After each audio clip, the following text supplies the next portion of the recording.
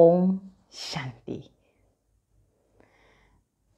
এই 5টা আশীৰ্বাদ আপুনি নিজে নিজক সদায় ৰাতিপুৱা দিয়ক দেই।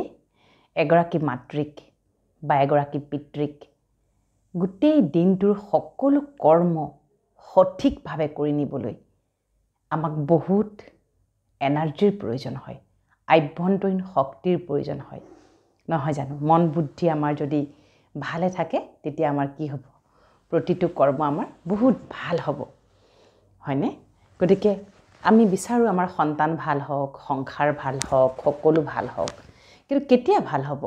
যেতিয়া আমি নিজে আমাৰ আভ্যন্তৰীণ, যেতিয়া আমাৰ আমি যদি মানসিকভাৱে যদি সুখী হৈ থাকোঁ, তেতিয়াহ'লে মাতৃগৰাকী যদি মানসিকভাৱে সুখী হৈ থাকে, তেতিয়াহ'লে সেই মাতৃগৰাকীৰ গোটেই ঘৰ সংসাৰ, সন্তান সকলো ভাল হ'বই হ'ব দেই। সেইকাৰণে সকলো কথা মাতৃৰ ওপৰত অন্ততঃ 70% নিৰ্ভৰ কৰে দেই। যদিও আমি ভাবোঁ যে দেউতাক মাকৰ সমান সমান হ'ব লাগে, সকলো দায়িত্ব কৰ্তব্য হ'ব লাগে, কিন্তু আমি যিমানেই যি নকওঁ কিয় এটি সন্তান দেউতাকতকৈ মাকৰ লগত তেওঁৰ যিটো আৱেগিক বা ইম'চনেল এটেচমেণ্টটো বেছি হয়।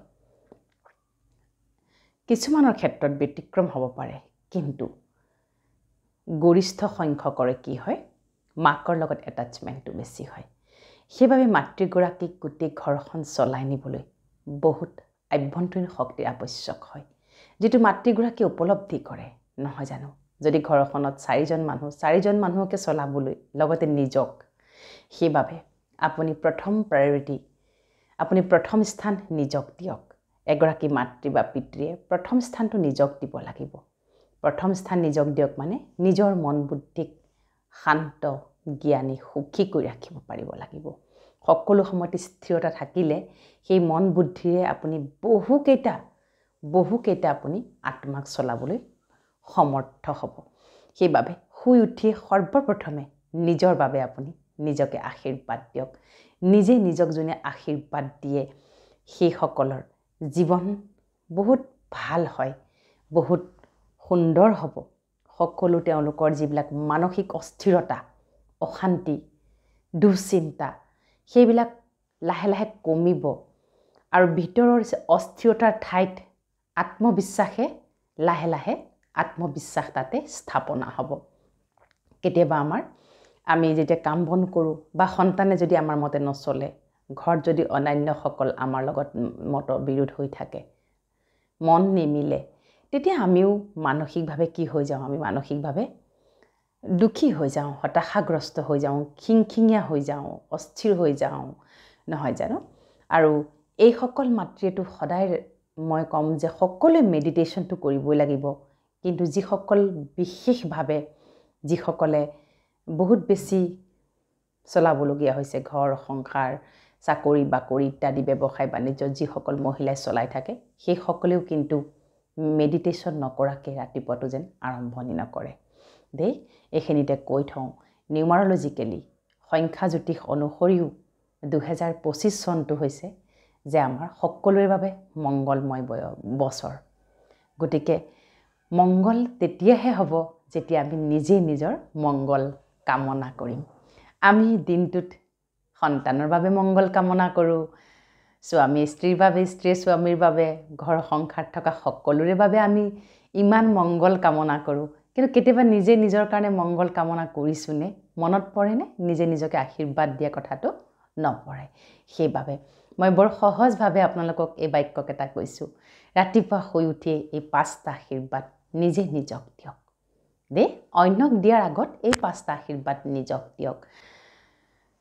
গতিকে প্ৰথমটো হৈছে যে শুই উঠিয়েই প্ৰথমটো হৈছে মই শক্তিশালী। I am powerful being. মই শক্তিশালী দেই। মই শক্তিশালী, মোৰ মন বুদ্ধি শক্তিশালী, সুস্থ আৰু সবল। লিখি ল'ব যদি পাৰে। মই মেণ্টেলি, ইম'চনেলি আৰু ফিজিকেলি 100% চাউণ্ড আৰু অ'কে। মই মাষ্টাৰ শক্তিশালী। I am master powerful being.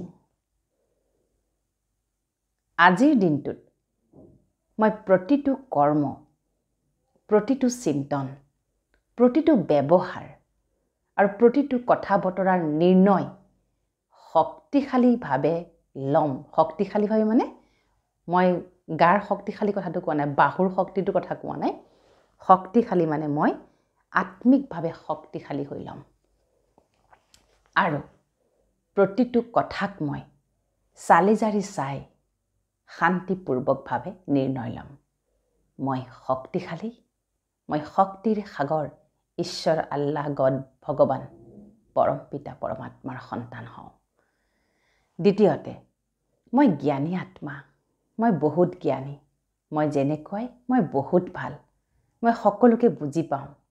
মোৰ বুজি পোৱাৰ কেপাচিটি বহুত বেছি। মোৰ জীৱনত যি সম্বন্ধ সম্পৰ্ক আছে, যি সন্তান সতি সন্ততি পৰিয়াল প্ৰমুখে সকলো আছে, সেয়ালৈ মই বহুত সুখী। মোক আন কাৰোৰে পৰা একো নালাগে। মই মোৰ কৰ্মটোক লৈ সুখী। মই মোৰ জীৱনটোক লৈ বহুত সুখী। আজি মই প্ৰতিজ্ঞা কৰিছোঁ, মই কাকো কোনো ধৰণৰ বেয়া সংস্কাৰ, অকথ্য, কটু বচনেৰে কাকো মই ডিষ্টাৰ্ব নকৰোঁ। মই প্ৰতিজনকে জ্ঞানী আৰু শক্তিশালী হৈ গ্ৰহণ কৰিম। আৰু মই সকলোকে যোন যেনেকুৱাই তেনেকৈ মই আঁকোৱালি ল'ম। মই জ্ঞানী আত্মা, মই জ্ঞানী, মই জ্ঞানী। I am wise soul, I am wise being, I am knowledgeful being.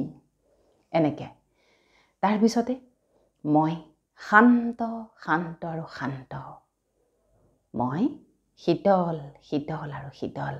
মোৰ মন বুদ্ধি শান্ত, শান্ত, স্থিৰ, স্থিৰ আৰু শীতল। শান্তি মোৰ স্বধৰ্ম। শান্তি মোৰ মানসিক ধৰ্ম। শান্তি মোৰ আত্মিক ধৰ্ম। মোৰ মন বুদ্ধি শান্ত, শীতল আৰু স্থিৰ। মই সকলো সময়তে আজিৰ দিনটোত শান্ত হৈ থাকিম। শান্তি মোৰ স্বভাৱ সংস্কাৰ। শান্তি মোৰ স্বভাৱ সংস্কাৰ। আজিৰ দিনটোত মোৰ জীৱনলৈ যেনেকুৱাই পৰিস্থিতি নাহক কিয়, মই প্ৰতিটো পৰিস্থিতিক শান্তিপূৰ্বকভাৱে গ্ৰহণ কৰিম আৰু শান্তিপূৰ্বকভাৱে মই তাক ছেটেল কৰিম, হেণ্ডেল কৰিম বা মই সমাধান কৰিম। মই শান্তিৰ সাগৰ, পৰম পিতা পৰমাত্মাৰ সন্তান হওঁ। দেই, এনেকৈ আপুনি নিজকে আশীৰ্বাদ দিব। মই সুখ আৰু আনন্দস্বৰূপ। সুখ আৰু আনন্দ মোৰ জনমসিদ্ধ অধিকাৰ। মই সুখী, মই সুখী, মই সুখী। মই সন্তুষ্টতা মূৰত, মই সন্তুষ্টতা মূৰত। মই সকলো কথাতে সন্তুষ্ট হওঁ। মই সকলোকে সন্তুষ্টতাৰ অনুভূতি কৰোৱাওঁ আৰু মই সকলোৰ লগত সন্তুষ্ট হৈ থাকোঁ। মই সফল, সফল আৰু সফল। সফলতা মোৰ জনমসিদ্ধ অধিকাৰ। মই যি কৰ্ম কৰোঁ, যি চিন্তন কৰোঁ, তাতেই সফল হওঁ। মই ক্ষমাশীল, মই দয়াশীল। মই কাৰোৰে কথা, কোনো কথা যেনেকুৱাই ডাঙৰ সৰু কথাক মই সহজে ক্ষমা কৰি দিওঁ। আজিৰ দিনটোত যিয়ে কথা নাহক কিয় বা পুৰণা যদি কিবা কথা আছিল, এই মুহূৰ্তত মই এতিয়াই ক্ষমা কৰি দিছোঁ। মই দয়াশীল আত্মা, মই দয়াশীল, মই দয়াশীল। মই কল্যাণকাৰী আৰু পবিত্ৰ। মোৰ মন বুদ্ধি পৰিষ্কাৰ, শুদ্ধ আৰু নিৰ্মল। মই পৰম পবিত্ৰ। মই সকলোকে শুভকামনা, শুভভাৱনা আৰু আশীৰ্বাদ দিওঁ। সকলোৰে কল্যাণ হওক, সকলোৰে ভাল হওক, এয়াই মোৰ আজিৰ দিনটোৰ বাবে মনোকামনা। আজিৰ দিনটো মোৰ শ্ৰেষ্ঠ হ'বই হ'ব। মোৰ প্ৰতিটো সংকল্প সিদ্ধি হ'ব। মোৰ প্ৰতিটো সময় একুৰেট হ'ব। মই আজিৰ দিনটো সকলো কামৰ দ্বাৰা সকলোকে সন্তুষ্টতাৰ আৰু শান্তিৰ অনুভূতি কৰোৱাম। আজিৰ দিনটো মোৰ বেষ্ট হ'ব। মই যেনেকুৱাই মই শ্ৰেষ্ঠ। মই যেনেকুৱাই মই শ্ৰেষ্ঠ। মই মোৰ বাবে শ্ৰেষ্ঠ। মই বহুত ভাল আৰু মোৰ লগত বহুত ভাল হ'ব, বহুত ভাল হ'ব, বহুত ভাল হ'ব। আজিৰ দিনটো মোৰ লগত বহুত ভাল হ'ব, বহুত ভাল হ'ব। সকলোৱে মোক সহযোগ কৰিব। আজিৰ দিনটো মোৰ বাবে শ্ৰেষ্ঠ হ'ব দেই। আৰু মোৰ লগত যিসকল আছে সকলোৱে বহুত ভাল, বহুত ভাল, বহুত ভাল। এনেদৰে আপুনি ৰাতিপুৱা আশীৰ্বাদ স্বৰূপৰে এই সংকল্পবিলাক লওক। যেতিয়ালৈকে আপুনি নিজক আশীৰ্বাদ নকৰিব, নিজে চাৰ্জ নহ'ব, তেতিয়ালৈকে আপুনি আপোনাৰ পৰা এনাৰ্জি দি পেলাই বাকীসকলক চলাব নোৱাৰিব। গতিকে প্ৰত্যেকগৰাকী আই মাতৃয়ে ৰাতিপুৱাই শুই উঠি অমৃত বেলা 3 বাজিৰ পৰা 4:30 বাজিৰ ভিতৰত উঠক, উঠি পেলাই এইখিনি আশীৰ্বাদ নিজে নিজক দিয়ক। পৰাপক্ষত লিখক, 21 দিন লিখক। 21 দিন লিখিব আৰু যিমান পাৰে দিনটোত এবাৰ ক'লেই নহয়, দিনটোত বাৰে বাৰে কৈ থাকিব, ৰিমাইণ্ড কৰি থাকিব যে ৰাতিপুৱা মই কি প্ৰতিজ্ঞা লৈছিলোঁ, ৰাতিপুৱা মই কি সংকল্প লৈছিলোঁ, মই নিজে নিজক কি আশীৰ্বাদ দিছোঁ, মই পাহৰিছোঁ নেকি, নিজে নিজকে ৰিভাইজ কৰি থাকিব। গতিকে দিনটো 21 বাৰমান ৰিভিজন কৰক। পানী খাওঁতে, ভাত খাওঁতে, চাহ খাওঁতে, যেতিয়াই যি নহওক আকৌ ৰিভিজন কৰক। দেখিব আপোনাৰ পৰিৱৰ্তন আহিছে। সেইটো কিন্তু গেৰেণ্টেড। যদি আপুনি খুব ভালদৰে কৰি থাকে, পৰিৱৰ্তন আপোনাৰ নিশ্চিত। আপোনাক বহুত শক্তিৰ আৱশ্যক। আপোনাক বহুত শক্তি, মানসিক শক্তিৰ বহুত আৱশ্যক। ঘৰ সংসাৰ, সন্তান, নিজক সকলো চলাই নিবলৈ বাবে। এগৰাকী মাতৃ যদি অসুখী হৈ থাকে, অশান্তিকৰ হৈ থাকে, অস্থিৰ হৈ থাকে, সেইখন ঘৰতো প্ৰত্যেকটো মনুষ্যই বা প্ৰত্যেকটো সম্বন্ধই অস্থিৰ হ'বলৈ আৰম্ভ কৰে। আৰু ঘৰখনৰ বাতাবৰণটো সম্পূৰ্ণ নিৰ্ভৰ কৰে মাতৃ পিতৃৰ মনোভাৱৰ ওপৰত, মানসিক স্থিতিৰ ওপৰত। গতিকে চাবচোন, যিখন ঘৰত মাতৃগৰাকী যদি খিংখিঙীয়া হয়, অনবৰতে গালি গালাজ পাৰি থাকে, অনবৰতে অসন্তুষ্টতা দেখুৱাই থাকে, অনবৰতে সন্তানক যিকোনো কথাত অনবৰতে কমপ্লেইন উলিয়াই গালি পাৰি থাকে বা সকলোকে অসন্তুষ্ট কৰে, কোনো কথাত সন্তুষ্ট নহয়, সকলোৰে বেয়া দেখে, সেইখন ঘৰত চাবচোন আপুনি কেতিয়াও সুখ শান্তি বিৰাজ নকৰে। যদি মাতৃগৰাকীয়ে হঠাৎ কুল হৈ যায়, হঠাৎ স্থিৰ হৈ যায়, শান্ত হৈ যায়, সেই ঘৰখনৰে আকৌ বাতাবৰণ লগে লগে মেজিকেলি সলনি হ'বলৈ বাধ্য হয়। মই সেইবাবে সদায় কওঁ যে মেডিটেশ্যন আপুনি শিকক, শিকি ঘৰত প্ৰেক্টিছ কৰক। ঘৰত বহি পেলাই মেডিটেশ্যন কৰিলে সেই ঘৰখনৰ যিটো বায়ুমণ্ডল, ঘৰখনৰ যিটো ভাইব্ৰেশ্যন, বাতাবৰণ, সেইটো কিন্তু লগে লগে আমাৰ লগে লগে ডেভেলপ হৈ যায়। সেইবাবে আপোনালোকৰ ঘৰৰ কাষত থকা ব্ৰহ্মকুমাৰী প্ৰতিষ্ঠানত গৈ পেলাই ৰাজযোগৰ প্ৰশিক্ষণটো শিকি লওক, ৰাজযোগ মেডিটেশ্যনটো শিকক। আৰু আপোনাৰ ঘৰ সংসাৰ গৃহস্থ জীৱনত থাকি আপুনি এই মেডিটেশ্যনৰ মাধ্যমেদি এটা শান্ত, সুখী, আনন্দ, সুখ, দিব্য, পৰম পবিত্ৰ এটা জীৱন যাপন কৰিবলৈ সক্ষম হওক। গতিকে এইখিনি আপুনি কৰি থাকক। জীৱনটোক সুন্দৰভাৱে জীয়াই থাকক। জীৱনটো কেইদিনীয়া নহয় জানো? আজিকালি মানুহৰ যিটো লাইফ চাৰ্কেল বহুত কম হৈ গৈছে। মানুহৰ জীৱন পৰিক্ৰমা অকণমান কোন সময়ত কি হয় কোনো গম পোৱা নাই। সময়ো খুব সাংঘাতিক মহাবলী সময়। এই সময় 2025 বৰ্ষটো এটা পৰাক্ৰম বছৰ, এটা পৰাক্ৰমী সময়, যিটো সময়ত আপুনি যদি শুদ্ধ সংকল্প লয়, নিজকে শুদ্ধ আশীৰ্বাদ দিয়ে, আপোনাৰ যদি নিজৰ স্বভাৱ সংস্কাৰত কাম কৰে, এই বছৰটো আপোনাৰ বাবে শ্ৰেষ্ঠ হৈ পৰিব। চেষ্টা কৰিব, তৰ্কৰ পৰা বাচিব। যিকোনো তৰ্ক হওক, যেনেকুৱা ধৰণৰ কাজিয়া পেচাল, যি ধৰণৰ কোলাহল নহওক কিয়, হঠাৎ নিজকে শান্ত স্বৰূপত লৈ আনিব। কোনো কাৰণত মিছাতে কাৰো লগত অজ্ঞাতে তৰ্ক নকৰিব। কোনো ধৰণৰ যুক্তিযুক্তত নাযাব। কোনোবাই কিবা কৰিছে নকৰিছে সেইবিলাকত ধ্যান নিদিব।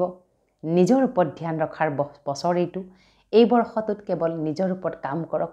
আপুনি যিমান নিজৰ ওপৰত কাম কৰিব, আপোনাক মংগল গ্ৰহ, মাৰ্চ প্লেনেটেও আপোনাক সিমানেই ছাপোৰ্ট কৰিব।